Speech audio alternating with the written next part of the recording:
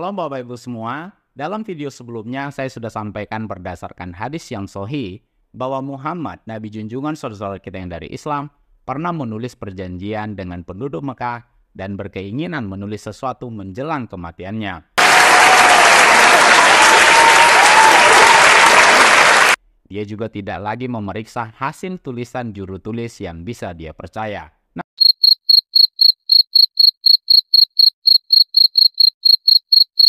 Sekarang ini begini, saya kadang ada khawatir, saya barangkali kalau terlalu berani ngomong nanti dilaporkan ke Kabareskrim lagi nanti.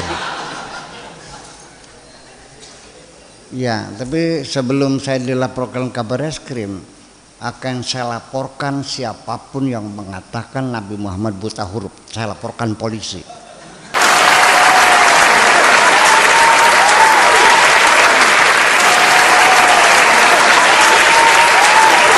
Nah ini menghina Nabi saya, karena buta huruf ini identik dengan goblok. Kalau ada anak itu disuruh ini salah, suruh lagi salah, sebenarnya salah, dasar buta huruf loh. Artinya buta huruf tuh goblok. Kita tidak berpikir, masih ada waktu nggak apa-apa ya? Coba kita berpikir sekali lagi. Ini Nabi buta huruf itu maksudnya apa? Memblow up, menyiarkan bahwa Nabi buta huruf. Apakah hanya sekedar untuk menutup kemungkinan adanya kecurigaan orang bahwa Quran karangan Nabi sehingga harus dibuta hurufkan? Kira-kira begitu. Sekarang saya nanya, ketika Nabi ada di Wahiro, ini kan hadis, Nabi lagi bertapa, datang malaikat Jibril terus Iqra. Ini kan si rawi menceritakan seperti teatrikal, seperti teater, yang bercerita melihat Nabi bercerita Jibrilnya datang pakai baju putih, sorban putih, bersih, kan begitu, lalu membuka satu kertas di hadapannya, Iqra, lalu jawabnya. Ini kan tidak menceritakan Nabi pada suatu hari ketika saya sedang khalwat, tiba-tiba saya, kan bukan Nabi yang cerita, ini orang yang cerita. Apa dia hadir di gua itu?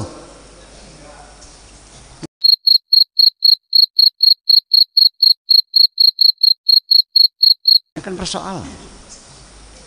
Sudah, ini kita berpikir, pakai jubah, pakai sorban, jahitnya di mana? Kayaknya tetornya apa tetrek?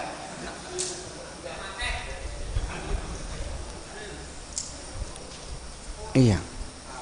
Apakah kamu berimajinasi seperti jubah sekarang ini pakai orang? Satu. Kemudian buka lembaran kertas. Sejak kapan kertas itu ada? Nabi lahir tahun 571, ditambah 40 tahun, tahun berapa tuh? 571 tambah 40 berarti tahun 611. Belum ada kertas di dunia ini. Kertas itu baru dibuat tahun 800, abad keempat baru orang bikin kertas. Udah. Kemudian lagi Iqra, tulisan. Quran itu turun berbentuk tulisan atau berbentuk kaulan? Gagal kan?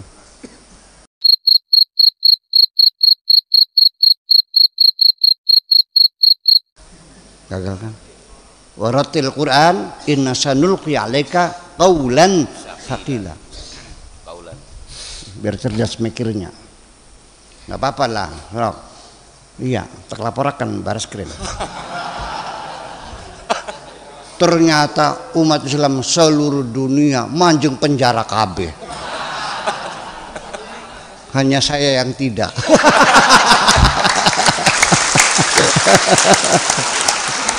Makanya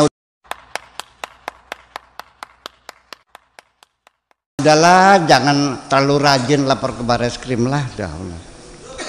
Iya, ya gara-gara penghinaan Nabi kan Pak kita. Ini kan juga sama. Udah. Nabi kalau iya betul dia itu buta huruf, kenapa disuruh membaca? Allah tidak mungkin menyuruh orang yang tidak bisa. Ini firman Tuhan, la yukallifullahu nafsan illa wus'aha. Kalau Allah tahu dia buta huruf, tidak mungkin disuruh baca.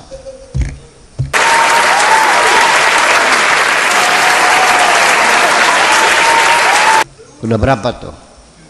Ya, 4. Kelima ya.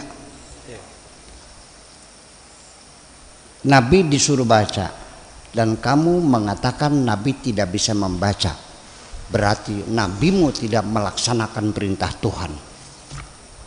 Pakai logika. Nah, sudah. Nah, yang keenam,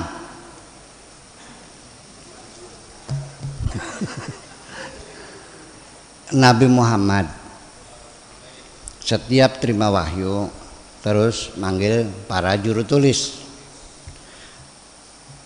Di dalam huruf-huruf Al-Quran yang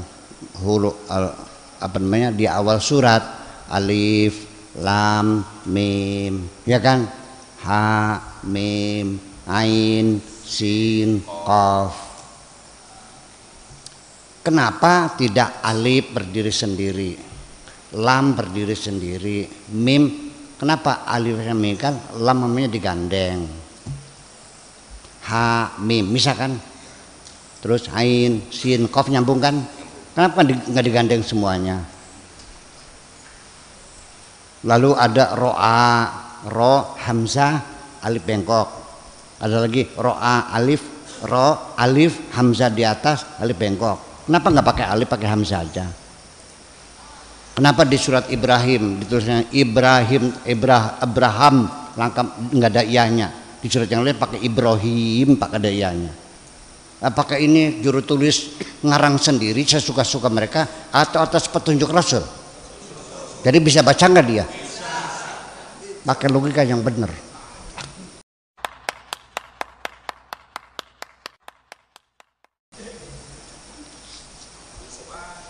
Ayo sudah, ya sok. Lah ya iya kan gimana sih? Ini gara-gara yang kamu baca Khulasan Nurul Yakin soalnya. Sudah, setelah itu turun ayat Quran. Kan yang pertama Iqra bismi rabbikal ladzi khalaq khalaqal insana min 'alaq iqra wa rabbukal akram alladzi 'allama bil qalam 'allamal insana ma lam ya'lam. Selesai. Kalla innal insana la yatqa kan nanti kemudian. Nah, ketika turun kalla innal insana, oh ini masuknya surat Al-Alaq setelah Allamal insana. Siapa yang nyuruh ke situ? Nabi. Berarti bisa baca dong. Betul enggak?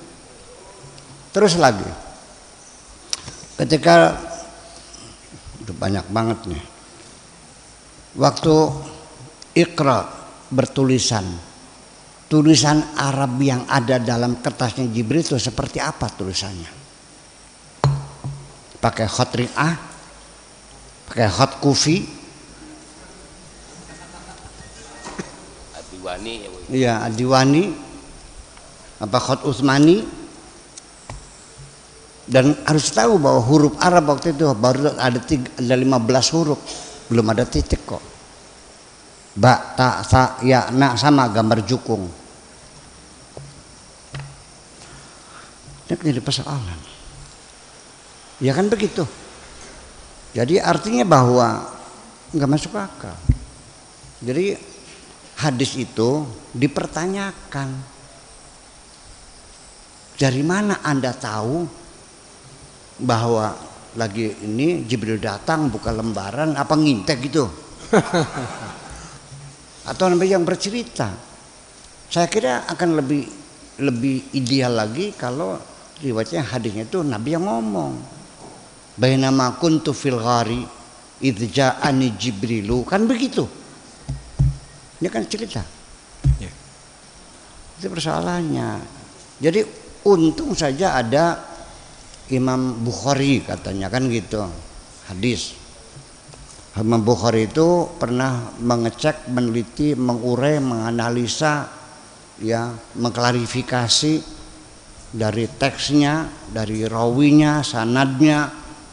Ini kata Anfulan, dicek orangnya, coba jujur nggak orangnya. Ya ternyata bohong, coret kan gitu.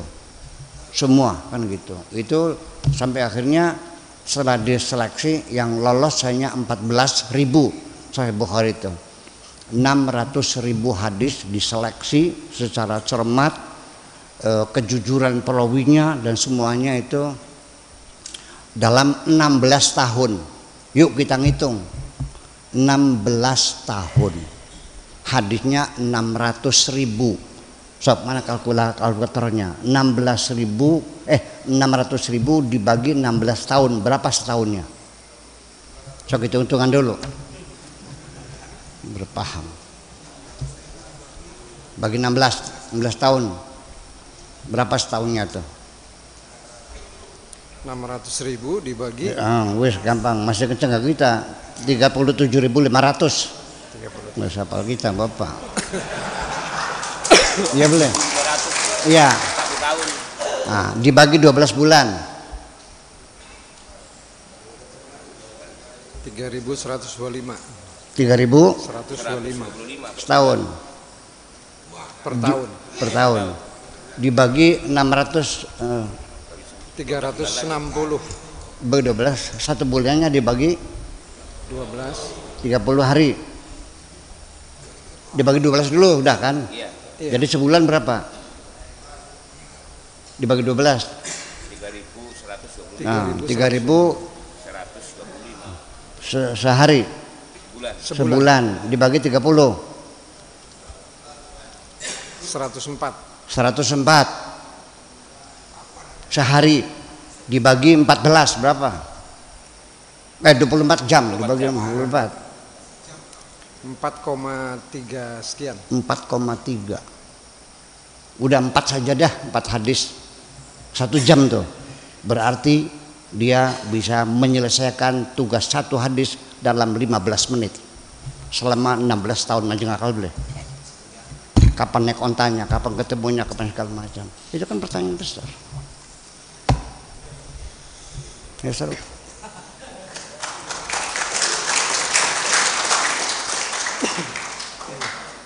Dulu saya dengan Gus Dur bicara seperti ini. Kata Gus Dur, ya memang begitu Pak Sakur. Saya ini beragama kayak pegang bara. Dilepas nggak boleh, dipegang saya sakit. Ya kan artinya. Oleh karena itu yuk sekarang kita berpikir. Jangan takut murtad dong. Daripada kamu mempercayai sesuatu yang tidak benar. Betul nggak? Ya iya, berpikir kritis.